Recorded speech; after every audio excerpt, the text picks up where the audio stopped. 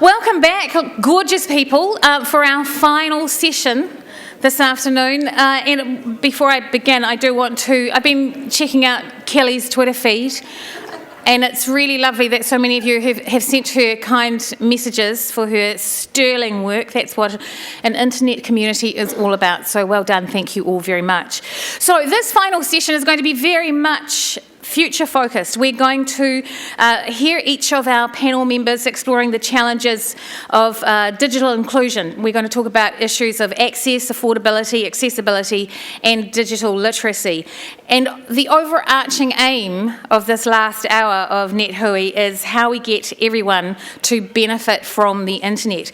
Each of our 5 panellists is going to have 5 minutes to tell you a little about their work and the challenges that they face and how they are dealing with those challenges. And then I want to open it up to all of you to ask them questions. So before I hand over, first of all, to Charles Crothers, I'm going to tell you a little bit about each of our 5 panellists.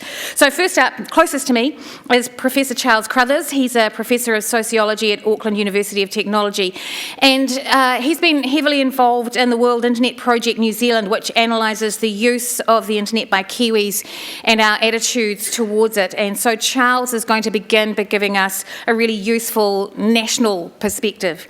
And then after that, we will have Vanisa Dhiru, who is the new Executive Director of 2020 Trust. That's the organisation that we've been talking about a few times over Nethui, focused on digital inclusion projects and programs right around New Zealand, including computers in schools and Stepping Up and ICDL. She's also the National Vice President of the National Council of Women, the Chair of the Inspiring Stories Trust, and a member of the Asia New Zealand Leadership Network. She's also a Hootsuite Ambassador for Asia Pacific. So that's Vanessa.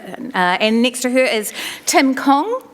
Tim is from Network for Learning, or known as N4L in acronym speak.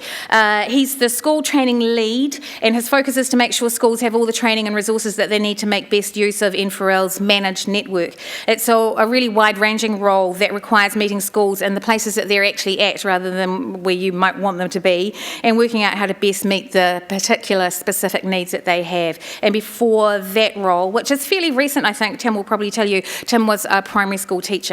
Next to Tim is Robyn Kamira, and Robyn is a member of Ngāpu Wea, the National Māori Broadband Working Group, the owner of Power Interface Limited, and an IT professional who's worked with many communities and iwi groups on tech projects, including Mitimiti on the Grid project, which many of you will have heard of. She's from Te Rarawa in the far north and is also a musician and writer. And then at the other end of the stage, we have Bob Hinden. Bob is a member and chair of the Internet Society Board of Trustees. Bob was one of the early employees, in fact, employee number 4 of Epsilon Networks, which was then acquired by Nokia in 1997. Even earlier in Bob's career, he worked on a variety of internet-related projects, including the first operational internet router. And he's won awards for his pioneering internet work. He'll be able to give us a global perspective. So we're beginning with the national perspective, then we've got the global perspective at the other end, and 3 quite specific projects in between to talk about accessibility, how everybody can benefit from the internet and what those challenges are. So let's begin with that national perspective. Can you give a really warm welcome to Professor Charles Crothers?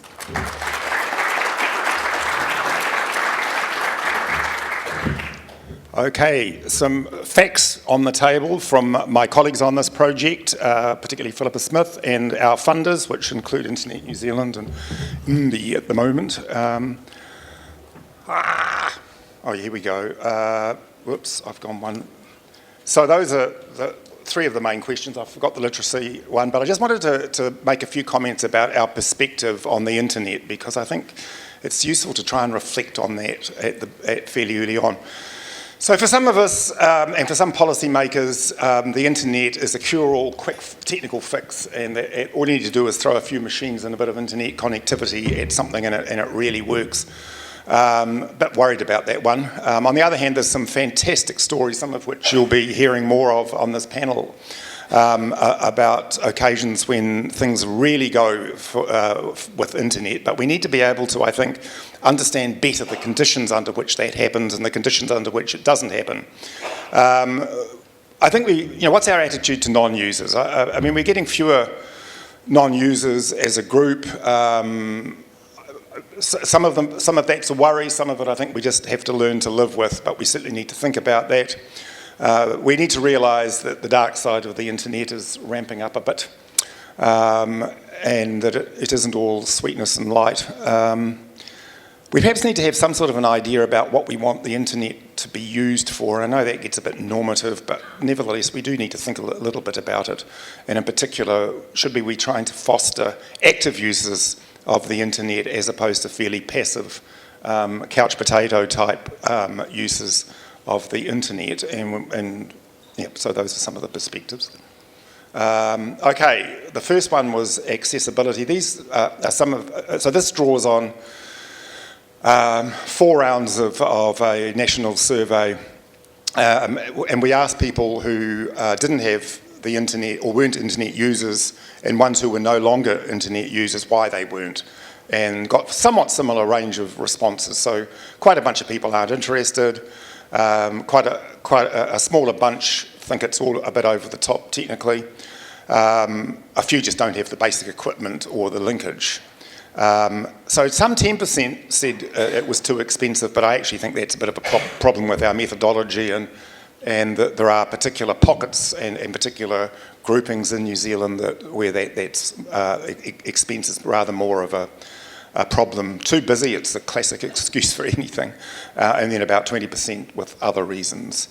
Now this was an attempt, well that's not terribly good in terms of, to point out that part of accessibility is where you have access to. So early on in the cycle of diffusion of internet, people tended to often use public sites. Then we switched to the home, to the office, to the lounge, and now of course people are accessing it all over the place. But I think the crucial thing about accessibility is which of these various devices do people have access to, and does that limit their access in any particular way or enhance it? Some classic divides that we need to think about. The aged one, but you'll notice there that the older people are really getting in there. That's the black lot on the right. Those are the 4 waves of the survey, and the elderly folk are really going for it, adapting it quite fast. Whereas other groups, of course, the digital natives were hardwired from birth. Income, another classic division, but as you can see, sort of steadily working through to better access.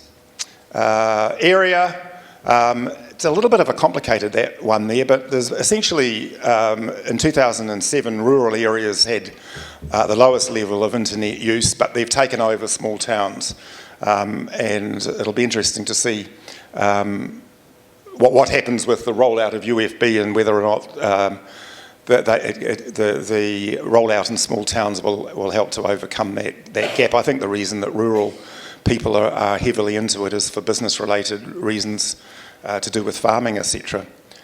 Ethnicity, again, a bit of a range and a narrowing of gaps. I think some ethnic groups, in particular migrant groups, particularly get into internet because it allows them to connect with the diaspora, their homelands. Now, this is a little bit about the dark side, and you can see that's, bother, I can't read it myself. It was adverse events and, what's the other one? Anyway, it's not necessarily a massive problem that people are facing, but it is growing. Abilities was a very important thing. We asked people to rate their ability themselves. So about half said they were pretty good on the computer, and 20% said they weren't terribly good at it, and 70% said they would appreciate access to improving their internet ability and their internet ability, and we'll hear a little bit about some of the schemes for doing that.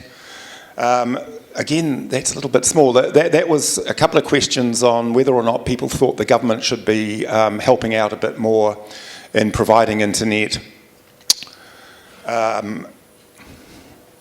And then a general one about the importance of internet to everyday life. And as you can see, more and more people think it's important in their life. And that includes some non-users or people who aren't using the internet from home. And so there seems to be growing satisfaction, but the little red group at the right-hand top corner there is the one that perhaps we should be particularly concerned about, the ones that don't see it as terribly important. Now, this was more active use of the internet as opposed to passive. And again, if you look over time, I think it's the one way over on the right, which is people who are getting commercial benefit, and I think the one in from it is people who are uploading stuff onto their websites, and so that's spreading and things are becoming more active. And then a little bit of a commercial at the end. The World Internet Project is etc., across 40 countries, and we do it every couple of years, and we have international and local questions, and we have a sample design that you don't want to know about at the moment.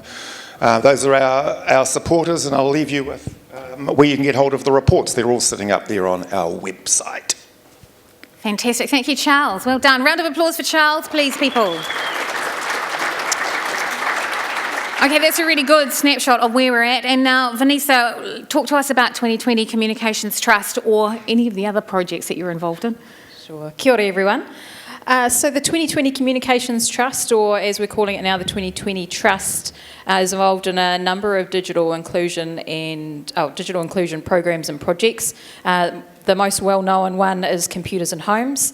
We work with families for 20 hours with providing training for them. Usually that's based at a school or a community centre, and those families then receive a computer and subsidised internet with a contribution of $50 each. It's working in schools decile 1 to 3. We're in 1,500 homes per year. So just in case you didn't know about that, plug for that. Another project that we're working on is called Stepping Up, which is predominantly computer modules in libraries and other community places across the country. We also hold the New Zealand licence for the ICDL program, which is the International Computer Driver's Licence course, and we've got some funding at the moment to drive that across people that are seeking jobs. So if any delivery partners might be keen on helping us out, do let us know. And I guess the key thing at the moment that we're doing, and I've been plugging on Twitter alongside many members of the team, and this is one of the challenges that we're facing, is just trying to work out who's doing what in terms of the digital inclusion space. So ensuring that we're doing our programs in the right areas of New Zealand, ensuring that we're working with the right people and regions and communities. And I'm pretty sure that there are lots of other people probably in this room and out there across New Zealand working in the digital inclusion space that also want to know this data. So we're taking a bit of a facilitation/leadership role around that, and this is digitalinclusion.nz. You would have seen a few hashtags using digital pin.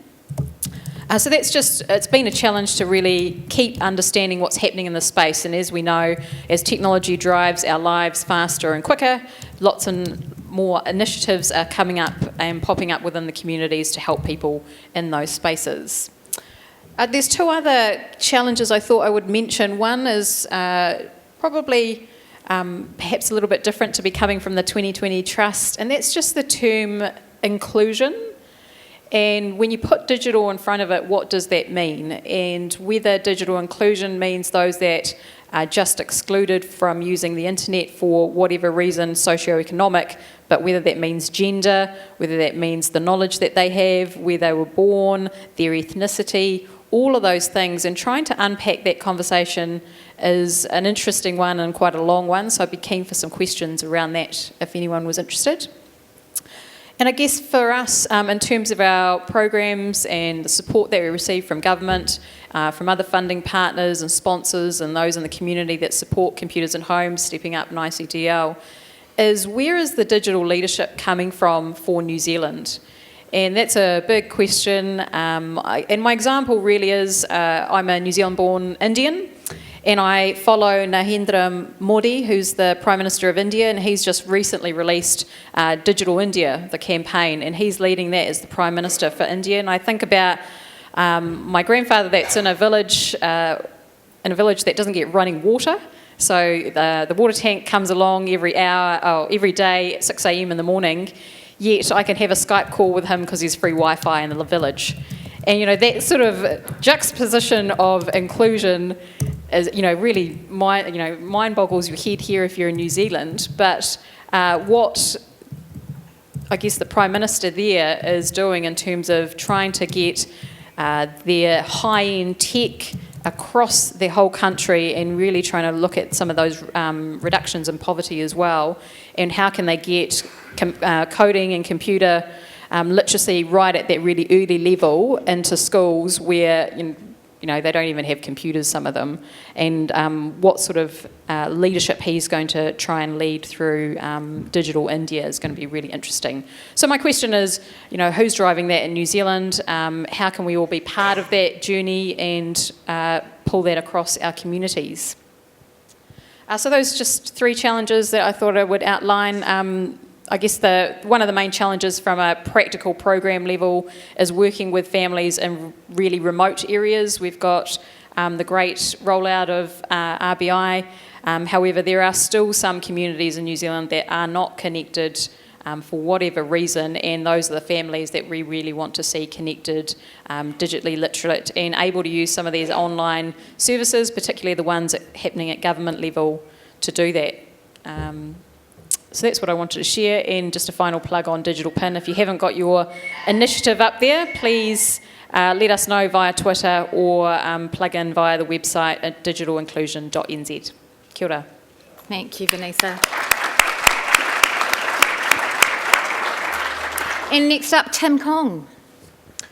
Cool, thank you, Michelle. Kia ora, good afternoon. My name is Tim Kong, and as Michelle said, I've been a primary school teacher for the last 10 years, leading IT and teaching a classroom. At the start of this year, I joined Network for Learning, N4L, as their school training lead. And N4L has been set up as a Crown-owned entity, which is tasked with basically putting fibre connections into every school in New Zealand. So we've got 2,500 that we have to connect. And as you can see, if you can see that detail up there at the moment on that map, we're at about 1,800 who are connected currently. And a number of those are over the RBI, a couple of hundred of those are over the RBI rollout, and in the urban areas, and a lot of them over fibre as well. And so N4L has been set up to bridge that gap, which many schools have had in terms of connectivity, to level up that playing field for schools and to allow them fast, funded and predictable internet is the words we use. So all schools, when they get onto N4L, get a router into their school. That router has a firewall on it. There is filtering services that are built into the router. There is a number of different features which we provide for schools. The aim of it really is, as a project, I like to describe it as giving teachers and educators space. Because if N4L can take away the time and the energy they have to think about technical issues, it allows them space to get on with using the technology and exploring new ways of using the technology. And if you've been here over the last couple of days, you would have seen the Maker Ed, Stephen and Kimberly from Taupaki presenting some of the things that are going on there. And there are, as we all know in this room, there are amazing things that happen when you have connectivity. So the N4L project, I think, is a pretty important one for the country and for society. At the moment, I think we've got, I'm not sure the exact number, but several 100,000 users connected to that managed network, and you look at all those schools that are connected. So the URL and the website that you're looking at now is a publicly accessible website. It's map.nforl.co.nz. You can search for your school or for your local school and find out whether it's connected. Or if it's in process of being connected. And I really like that visual because it shows the length and breadth of our country, and it shows the challenges that still exist. There are pockets there which aren't connected to our managed network, which we're working quite hard at. Our target is to have 90% of all New Zealand schools attached to the managed network by the end of this year. And we're getting down to the crunchy ones, really, the ones that are in those rural environments, the ones where, we've got 12 students in a tiny little school right up at the top of a valley. But that digital inclusion is about making sure those 12 students have just as much access as that school of 3,000 in Rangitoto College and the students working there.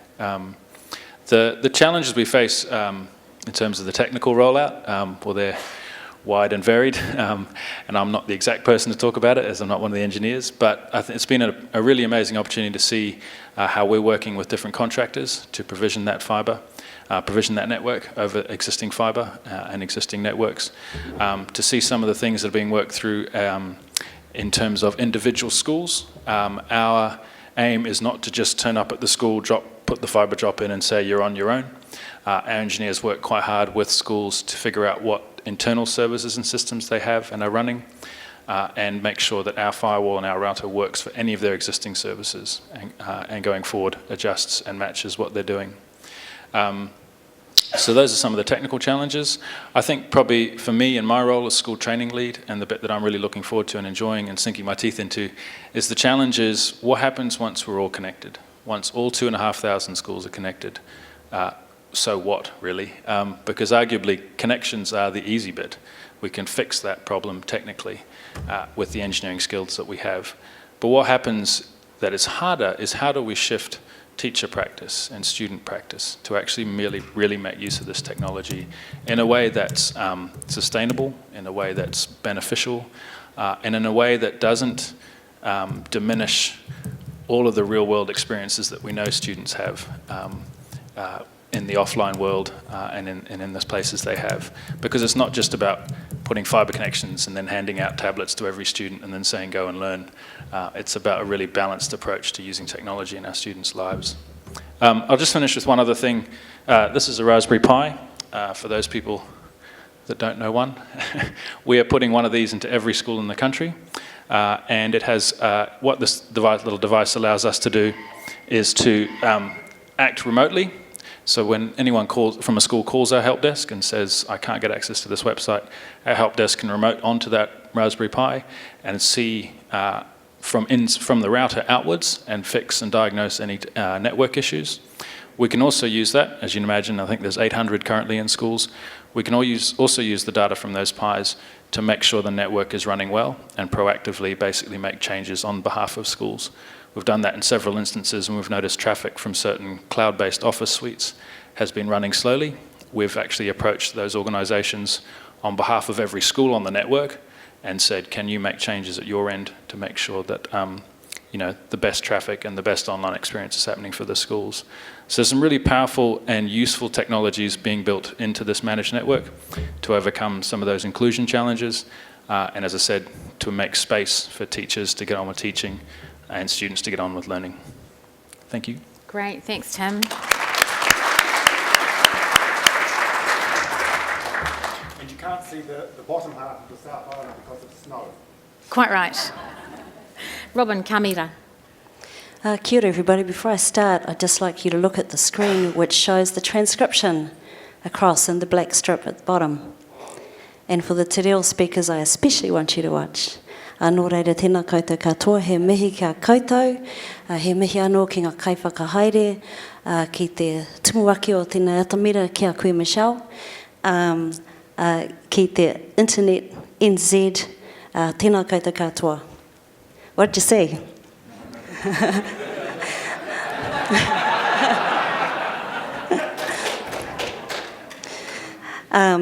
That's about inclusion. I Googled this afternoon, I thought, I better get some stats about Māori and inclusion and all those kind of things. So I Googled 3 words, inclusion, digital, Māori. And guess what came up? Charles's paper. So I thought, I can't even pinch stuff out of that. I can just call over to Charles if I need a stat. So, kia ora, Charles. When I thought about this, I've been in the sector for 25 years, and about 20 years ago I was on the Indigenous IT conference circuit around the world, and in fact I met some of Bob's colleagues, and the issues at the time were mainly about cultural misappropriation, the theft of data, ownership of data, privacy of data, those kinds of things. So I thought to myself, does that still apply today? They kind of do, but things have shifted. We had, for example, companies like Sony and Lego who were taking Māori concepts, cultural concepts, and then integrating them into their games and their toys. And there were various Māori around the country who were upset by that. The lawyers came in, there was negotiations and there were discussions. And over the years, that was really about wanting to protect the cultural integrity and authenticity of Māori, and wanting to know that if it was being used elsewhere, that it was being treated in a respectful manner. That didn't always happen. Today we still see things. There have been a number, probably 2 or 3 incidences in the last couple of years that you would see on the catwalk, where you would see models from Europe wearing the moko kaiwai, which is a piece of imagery that belongs to the Māori woman. So it's for those of you who don't know, it's a tattooed kind of image, and it represents ancestry and it represents stories, and it's a very, very important thing for a Māori woman who chooses to take that on board. So we were seeing it drawn onto the faces of European models sashaying down the catwalk. So those kinds of things still exist, and they do upset people. So that was one area I thought I would mention, but it's not the area that I'm going to continue to talk about, except to say that that's still there in the background. In terms of accessibility, affordability, digital literacy and benefit, I had to think about that too. I thought, what is that? What do we want as Māori, as a collective? We want the internet to contribute to our aspirations. And if I'm going to use the word Māori, which is, I think, while I'm sitting here, it'd be useful to talk about Māori, then we're talking about it in a collective way, not in an individual way. So if we think about what Māori want today, what their aspirations are collectively, then we come across some quite common themes. So 3 of them. One area would be around the idea of well-being, so we're talking about health and education, social well-being, those kinds of things. The second area that I think of as of interest collectively is the area of cultural preservation and creation. Our culture isn't a museum piece. It continues to change and morph and evolve. How do we protect its authenticity and credibility? How do we create new things and still maintain a sense of what it means to be Māori? That's the second one. The third area that I think is of great interest collectively is the idea of economic development. How do we contribute more to the economy of this country than we have so far? How do we participate fully in this country's financial well-being, for example? And so, leveraging off that idea, I thought I'd talk about a project that I've been recently involved in since just before Christmas, called Mitimiti on the Grid. So first of all, Mitimiti has a tiny wee school, and Tom, it's the crunchy one. I don't know if N4L have got there yet. Apparently they were coming. It's populated by about just under 30 children. It's a remote, far north site, and until recently it was labelled as a black spot, meaning there would be no telecommunications. To get a cell phone connection, we would have to wait for low tide, run out to the beach, stick our phones in the air, and catch the signal off the tower on the other side of the Hokianga Harbour at Maupere. Anyway, in a nutshell, that project involved bringing together a bunch of very generous sponsors, Chorus, Vodafone, My Republic, and an independent technical team under the direction of Rob Isaac, who came together collaboratively to put Mitimiti on the grid. So Mitimiti went from nothing to having cell connection, fibre, internet and Wi-Fi. And the other neat thing about that project was it all happened on one day, and that day was filmed as part of the TV3's Marae DIY program, which will go to air mid-August. So if you happen to be watching TV3 and it's the last episode of that series, you'll see what happened at Mitimiti. So kia ora. Thank you, Robyn.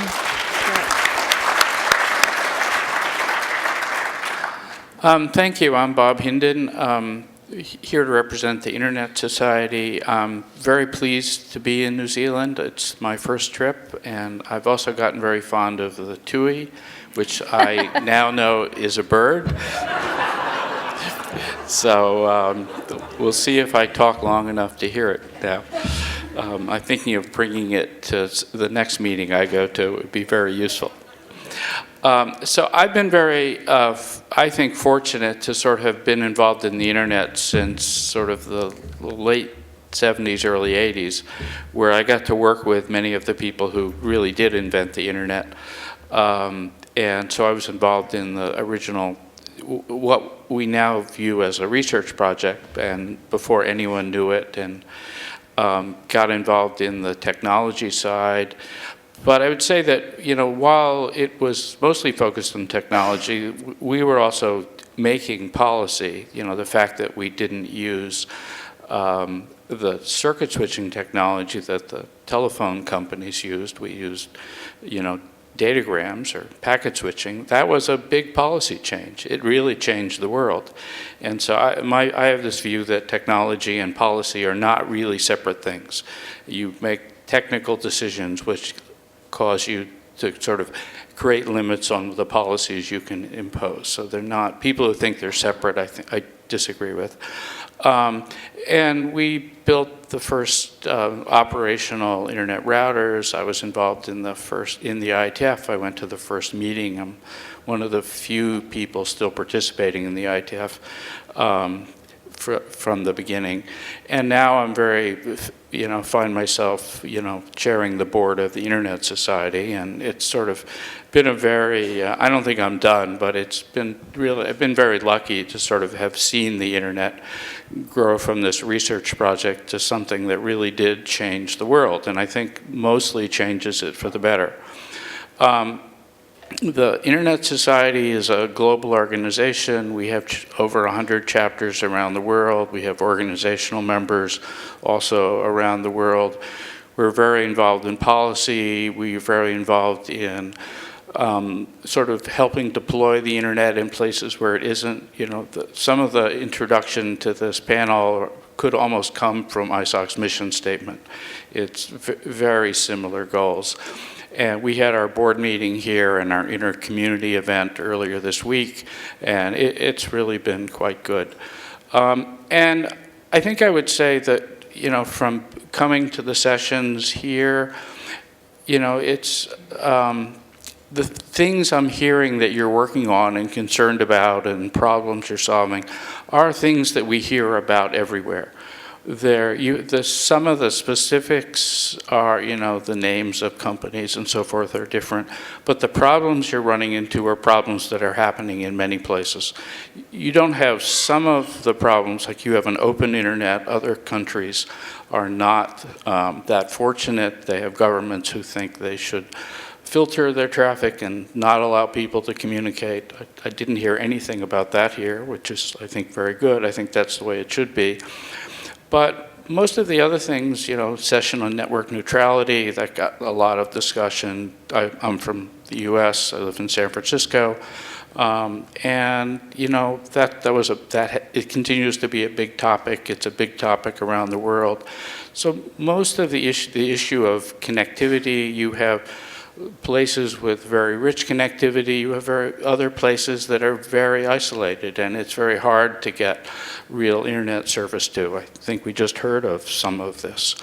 And your problems are not unique. So I think there's a very large opportunity for you, you know, to work on problems locally, but then also talk about them globally, because the solutions you find may well be useful to people around the world, and vice versa. You should listen to what people do in other places, because there's probably things to learn. It's sort of the thing the internet does very well is it brings people together who may not be, you know, sitting next to each other, but around the world to talk about common problems. So I guess I'm not going to hear the TUI. So I think we can continue. Thank you. We can play it for you. Let's play it for him. Play it for him, Sean. Thank you, Bob. That's fantastic. All right, tell me what questions you have. Somebody's waving already wildly. When you get the microphone, can I ask people asking questions to stand up, just so that it's quite hard from here to know where the voice is coming from. So, yes. Yeah, go. Awesome, thank you. Thanks, Rochelle.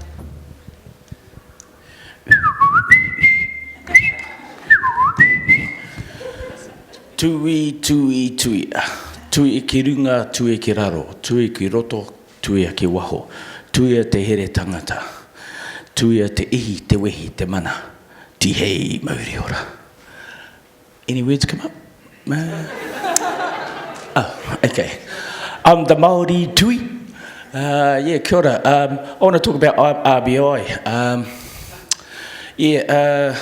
I come from Ruatoria. And we're kind of sussed out there, sort of, sparks out there. And what I can say is a lot of our marae are connected. And so one of the things is we were right next to the Spark free Wi-Fi, and I couldn't get it. But I moved the car and parked in the middle of the road, and then we got it. So that was cool. So we went to another marae just down the road. And we had to park right up close to the marae. I still couldn't get it. I was trying to get some banking. They're about to take our bank out there, the Westpac one or something like that. Anyway, so those are some of the issues down in Ruatoria, because we've actually got to park in the middle of the road, and then we get the internet. And then I went down to my marae, which my house is the last house in Tuparo. And I went to Manghane, it's my marae. And there's no internet there. So anyway, my iPad didn't work. My iPad Mini didn't work, and so anyway, we went off to Te Araroa. Now I've lost that iPad. Problem with it, there's no RBI out there, so I can't even find it. So that's a problem. So I'm still looking for it. So once you get the RBI out there, that'd be really great. I might be able to find my iPad. So give us a yell when you get that sorted, and then I'll use your software and go find it. Joe. Fantastic story. No question in there. So let's see if we can find one. Do we have actual questions? Oh, where's his iPad is the question, but I don't think this is the panel to find the iPad. Yes, please. Hi, Rachel from Now Internal Affairs. Last year it was National Library. I've got a slight report back from last year. We had a panel on, a breakout on digital inclusion, and as a result, groups of people working in government on digital inclusion started meeting every couple of months as a result of Nethui. And I went to the most recent one, and the word that we're starting to use instead of inclusion, you asked that point, colleagues at MB had said that they were now thinking in terms of digital participation, to recognise that it's not included versus excluded, it's participation on a scale, so you might participate a tiny bit or a lot. So. Can I? Oh, yes. Sorry, that's to Charles. Actually, I think that's a little bit simplistic in the sense that there's a whole range of different services, and some of them are more important than others. And engagement with government through e-government is not actually done quite as often as buying your groceries through the internet, but is perhaps more important, one would have hoped. So, and people differ in terms of their abilities and their confidence at accessing various things, and like banking's a pretty heavy deal, but I tell you what's even heavier is e-voting, which is well on the horizon. So it's not just a continuum, it's a whole lot of different continua. And, it really is a complicated picture. Yeah, sorry. No, I was just going to agree with Charles and just think, I guess I was sort of throwing out the word inclusion. How can we think about that in a different way? And I think, your participation scale might be one, but inclusion from various other sectors and thoughts. I know, we all come from a different place and space and family and how we've grown up, and inclusion for each of us would be different, and I guess it's just trying to see if we can widen each of our own views around that. And I must say, I like engagement. We have people working on that too. Can I ask you this? Where should the leadership be coming from? The barriers are accessibility and cost and digital literacy. Where should the leadership be coming from? Vanisa, you talked about the Indian Prime Minister thinking that that was a really important priority. Is it politicians? Is it community? Should it be commercial businesses that are pushing our connectivity? I hate to share my idealistic view, but I think it's everyone. I think it's all of those groups, and I think it's about doing that together. And I guess, we live in a country where hopefully we're small enough, nimble enough to do that. I guess I personally am not seeing that. I'd be interested to hear what other people think. But, in the end, someone needs to be able to lead some of that, and it would be great if it is someone perhaps in the political field that can do that. But there's no reason why it has to be someone in politics either. Is that the reason that you're doing the mapping, so that you can find out where all those initiatives are happening? What happens with that map once you've done it? I think part of the mapping, there's various reasons why we're moving to the map as a project. One is so we can understand where we can better target our programs ourselves, but we know that other people want to do the same thing. We know that things, projects, initiatives, etc., organisations are popping up all the time, and I don't personally know whether the government is collecting all of that information. I don't know whether the sector's doing that. So we thought we'd put a stab in the dark and go, look, we'll kick it off. We'll facilitate the mapping, and if everyone wants to join in and help us out, great. We can get a clearer picture. This next step for collecting that data set would also be overlaying that with other types of other data. So looking at connectivity rates across the country versus where our projects around inclusion are mapped. Have we got enough inclusion projects happening in the right regions, in the right suburbs, by the right people? So, I think one of the other ways to think about that is if you go back to when we rolled out our roading system or our electrical system, they have a public utility to them, and so there was no sort of politicking around the commercialness of them. They were just delivered to make our nation what it was, that we could connect and the economy and everything else. And if we think of the internet as a public utility, then how does it get deployed and how does it get rolled out? Obviously, in NFRL, Crown funded, it is a public utility for schools and the students and teachers in those places. But what happens beyond those? Arguably, if we give students from year 1 to year 12 fantastic internet experiences, but then when they leave the school they're no longer able to access that, then we've kind of cut off something about being a citizen. So we did have to consider those things, yeah. Yeah. 2 questions. One is with the digital PIN map. What is the licensing on the map? Is it the map itself? Is it an open source map? Is the data on the map open sourced, or is it being owned? Because what we have is we seem to have a lot of initiatives of companies trying to do directories, maps, and things like that. But very few of them are open sourced. So it becomes like data that is owned by that company or the initiative and things like that. And then once the project goes away, the data or the map and all that is lost rather than being in public ownership where someone can take over, or maybe, crowds can take over. And the other one with digital inclusion or exclusion is the fact that we in New Zealand are talking about things like e-voting, doing census. They're trying to increase the number of census forms being filled online instead of on paper and things like that. But then we have people talking about internet connectivity in homes in South Auckland and things like that. Now, if we're going to have such a low percentage of people having access to the internet at home in certain parts of New Zealand, the government can't really, bring up their let's get e-voting going, or let's get 95% census forms filled on the internet if there are no internet at homes.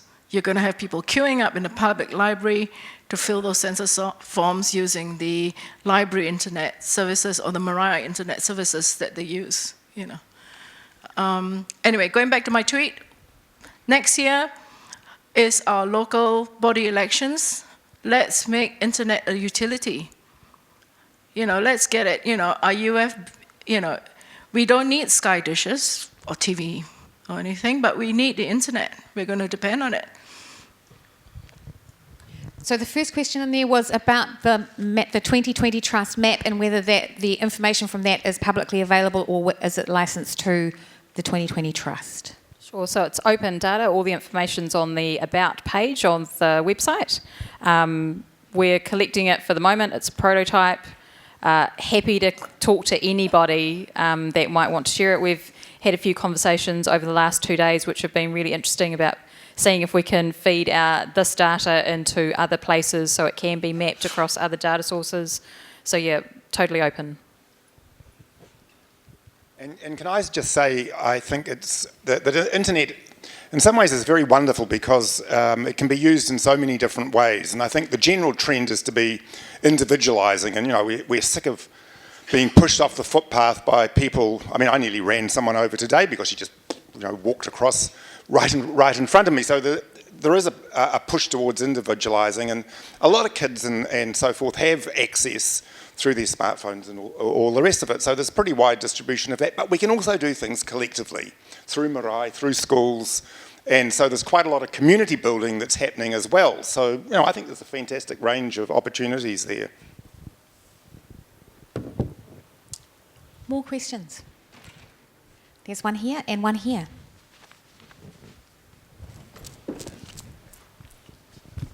Firstly, Michelle, a quick statement, if I may. I'd just like to let Hemi know that 500 or 600 years ago, my tipuna cited our marae where we would get internet access in good time.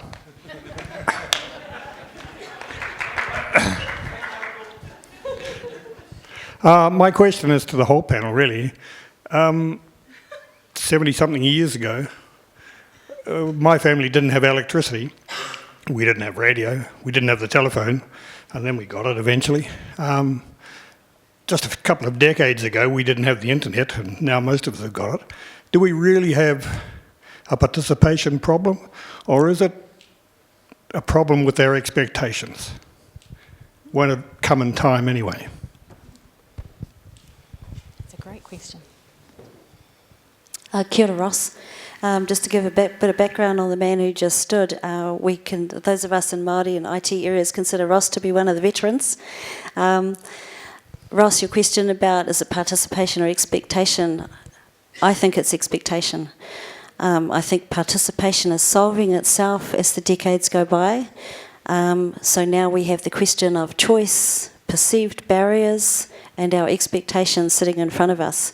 The biggest issues for Māori are around prioritising. And I think the woman that asked the question before you hit the nail on the head when she talked about the difference between internet and Sky TV. That's a choice.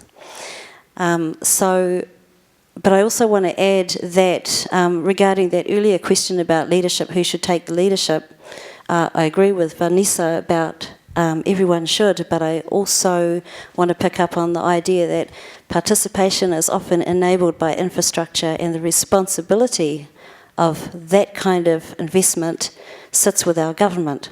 So the other guy, the first man who spoke up, talked about RBI. That's one example of where the government chose or didn't choose to roll out RBI, issues around accessibility, even though it's right on the road outside your driveway. Can you actually access it?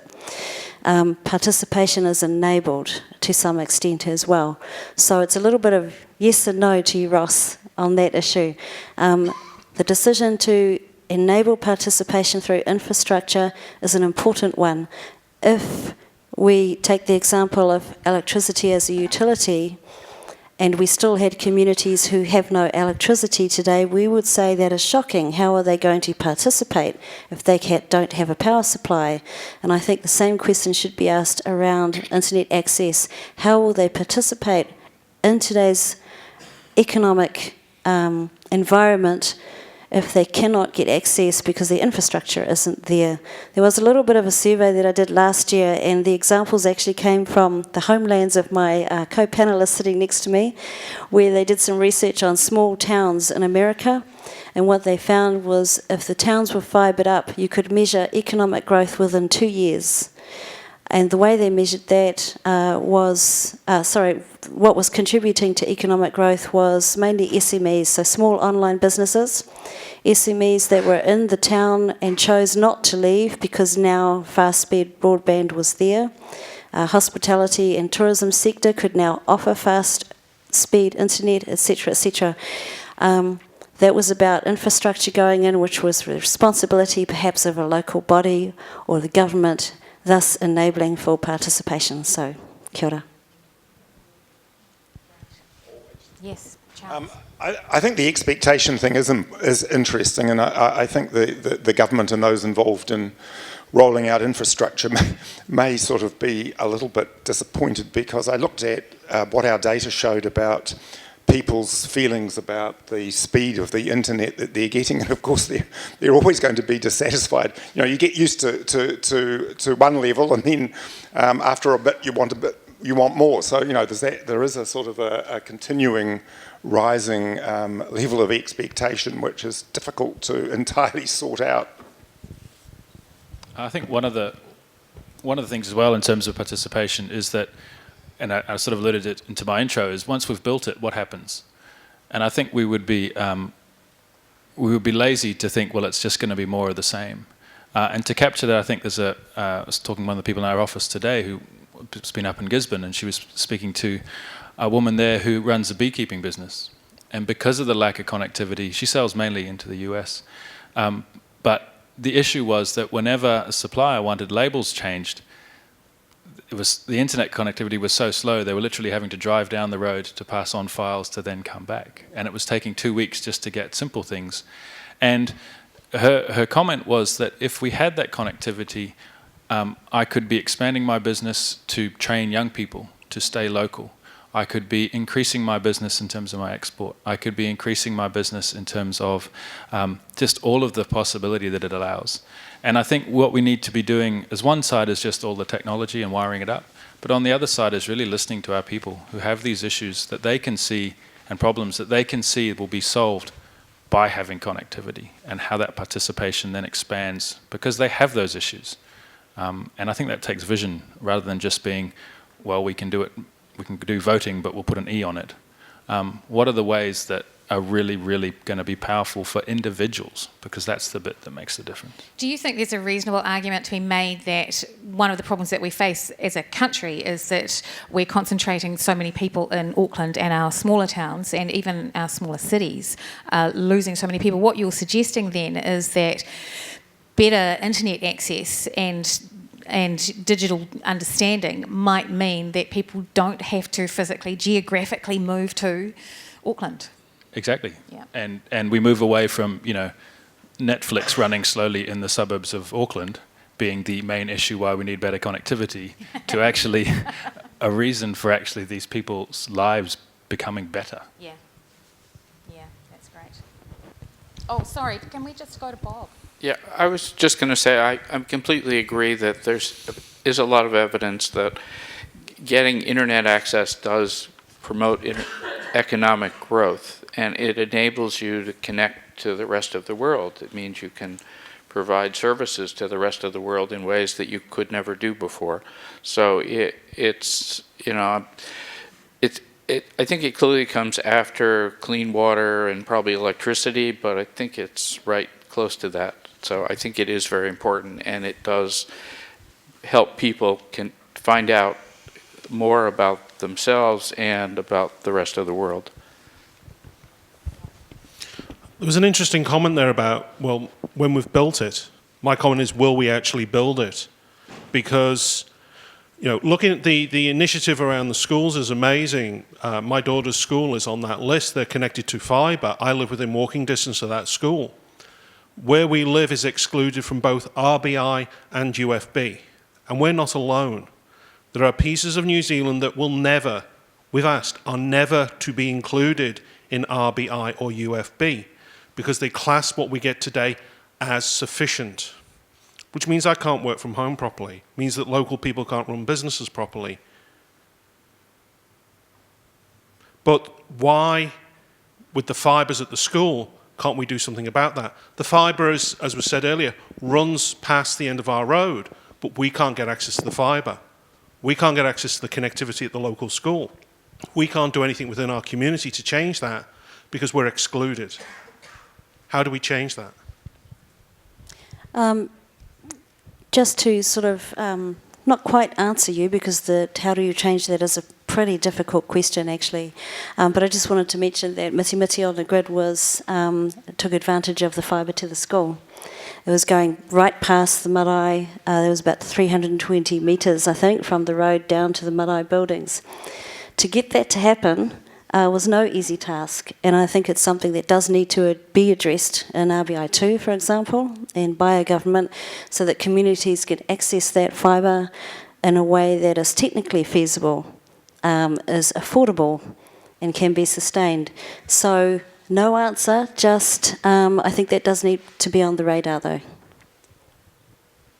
Yeah, I don't have an exact answer. I guess one of the things is that we spoke about it yesterday in the RBI sessions, that if you look at that map, there's fibre drops going in all over the country, and you're exactly right. A lot of them are going right past your house. I can't answer that question as to why you can't join that piece of fibre.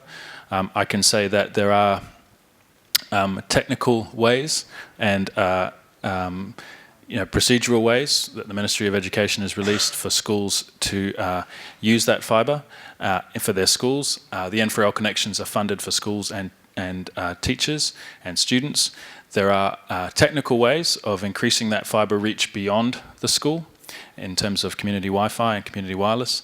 However, as Jonathan Brewer, who I spoke with this morning, who has a lot of experience in this, the technical solution isn't the problem. It's the political and contractual and legal quagmire that is around that delivery. So I don't know if that helps you at all, but that's the reality of where we are. We don't have anybody in the room with any particular expertise in this area, do we? Who, like from Crown Fibre at all in the room? Yes. Stu? Yes. Oh, yes, we'll go to Stu, and then we've got another question over here. Oh, yes, that's who I was hinting at. Do you have any answers for us, for the man sitting in front of you? Yeah, Rowan's there. In terms of wireless, it's straightforward. The Ministry of Education has a programme that says you can get access to fibre at the school. We can extend that reach out on wireless. It's not fibre, but it's good enough. Get in touch with your school board. Get them to push it.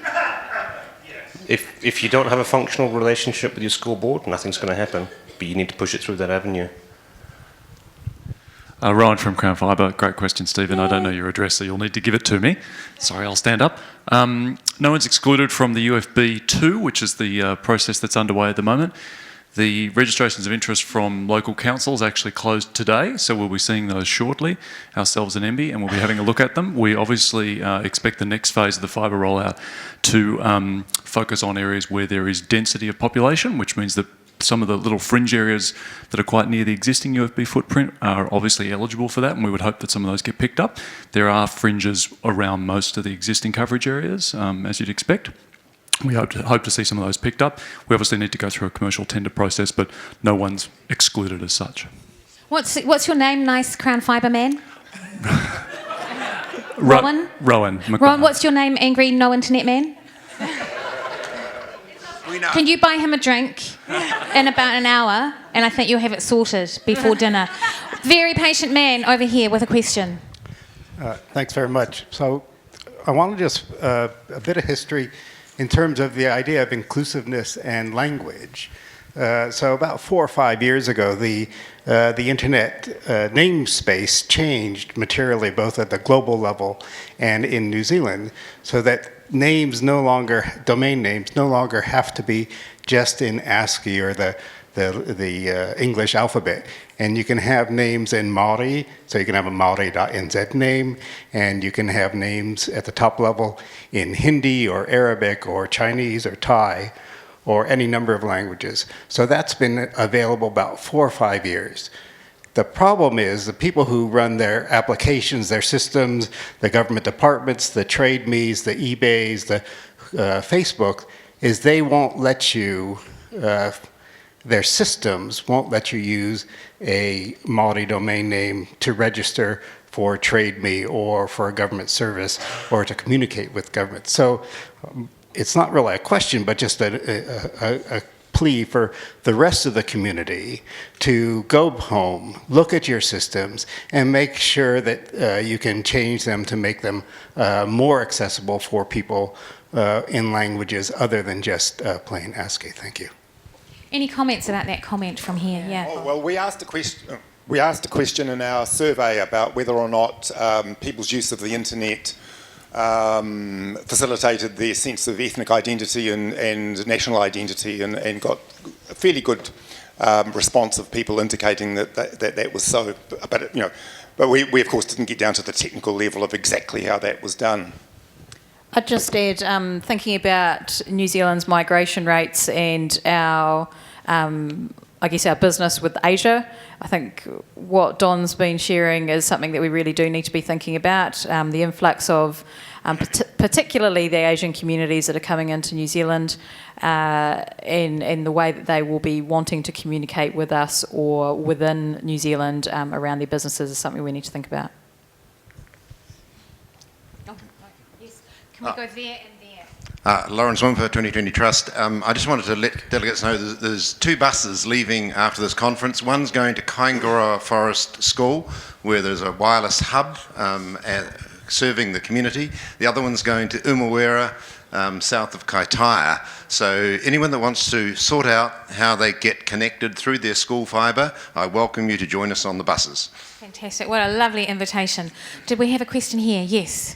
Yeah, my name is Jeff Kelly Lowenstein. I teach journalism at Columbia College in Chicago, and I've been here for a couple weeks as a Fulbright specialist working with some of the students at AUT. And it's a project that's been working to help to build a national and international network of journalism educators, journalism students, and professional journalists doing collaborative investigative work. And so we've worked with Waleed. We work with folks from multiple countries, had tremendous experience working here with the students at AUT, who are really carrying forward the work that we started in Chicago. And we do investigative work, and what we found, which I'd really be interested to hear from the panelists is that there's a trend in investigative journalism to do more collaborative cross-border work. At the same time, due to the access, the folks that we're investigating, they also are working transborder, and because of the rate of access that they have and the decisions they make, their collaborations mean that we have to work faster and faster, and they work faster and faster. And so I was just interested in hearing in all the different access issues that folks were raising here, how you see that dynamic. On the one hand, folks are getting access, it's very exciting. On the other hand, the folks who often are kind of doing ill, they have access and are going even faster. So just some thoughts about that. Yeah, any comments about that? Some kind of meritocracy for access to the internet? Charles, it's almost your area. You look frightened. Well, I mean, I suppose that the historical origins, of course, of a lot of this internet stuff is with military, and it continues to be a pretty important use of it. Plus, of course, certain security agencies who probably aren't here to answer any questions. Oh, today. I bet they are, just not to answer questions.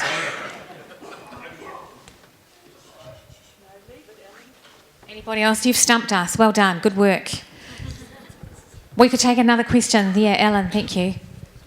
Just an inquiry into this gentleman's, I suppose, problem, which is a problem throughout the country, where we're not being allowed to access the fibre going to the schools at the present moment. We have a Telecommunication Act submission at the moment, and I would really like everybody in this room to start looking at this subject matter, because I think this is a prime area where we can actually start looking at it. And I would like to know from the team up the top, is this a viable way of us getting alternative access? And also the other question is, why isn't N4L on your digital inclusion map? Thank you. Yes, I can just jump in on the N4L one. I just haven't had time to do it yet. He's been busy, and the dog ate his homework, but he's going to get up early tomorrow and do it, aren't you? Yes, I'm going to do it right now. So what I was going to first say is, I'm sort of in the same situation. I'm pretty sure there's fibre to the school that's near me. I mean, I have cable modem service, which is pretty decent, but I'm pretty sure there's fiber, and we have the same problem of getting fiber to the home to get, you know, gigabit speeds. Even in the U.S., it's very slow to being rolled out. Technology is available. There's a few people who are doing it, but it is very hard. I live in a town where the town about 10 years ago, I did get to hear it, built a fiber ring around the town, but it's, you know, they didn't bring it to all the houses. You know, it's more of a business service. So it's, you know, it's like maybe 100 meters from my house, which is a long way when, you know, you'd have to dig a tunnel or something. So this is another problem that isn't just local to here. It's even in places like the US, and I suspect in many places. So if I'm going to watch what you do to see how you solve it, and maybe I can bring that to where I live. The question is, do you think it's a government issue? So I'm actually personally sort of a fan of treating the internet like a utility. And I live in a town which is sort of unusual for California, where there is city water, electricity, but most places in California, it's a private company who does it. So it's a little unusual, but you know, there is discussion in the town about doing this as a municipal service. But you know, there's a lot of people in the U.S. think it should be all commercial. Thank you, Bob. Tim, did you want to? I just wanted to throw something back that had nothing to do with any of the questions, which Excellent. was that keeping with the theme of the last. That Lisa White, who's one of our people back in the office, has texted me, and your school was visited in May, and it was cut over last week, and it's now on rural 50 meg fibre connection. Fantastic. Thank you. Thank you to all of our panelists. Let me just do this one last thing. Do you feel pretty positive? I mean, what I'm getting from the three people, you have an experience of success. So are you feeling positive about the future of New Zealand's ability for everybody to be involved with the internet? I am. I mean, I think when I joined N4L, one of the things in education is that everyone wants immediate success. Because if we don't get it done by tomorrow, we'll have failed. This is a long project. This is a 10 to 15 year project in terms of how we shift education delivery, education outcomes, and actually how we deliver education to young people, which, when you think about it, is actually how we look at society. So in terms of what we're doing for schools, I think it's a long road, but I think it's a really good road. Yep, great. I'm feeling very positive about it because I know there are some people in this room, including the woman who stood up just a minute ago to talk about schools, and others in the room who have never stopped working hard to make it happen. And I have no doubt that they will make it happen. The nature of it means that it's staggered, that some get there before others. But if people don't keep working at it, it won't happen. So we've got some really hard workers out there who are looking after our most remote and underserved communities, and I trust that they will be successful.